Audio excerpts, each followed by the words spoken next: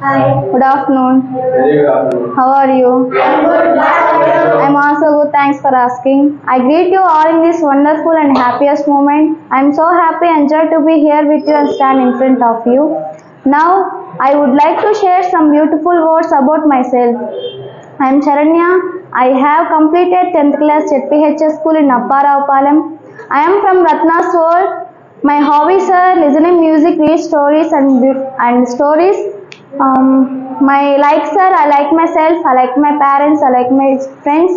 My aim is to become software engineer. My great strength is my hard work. My role model person is my father Brahmaya Garu.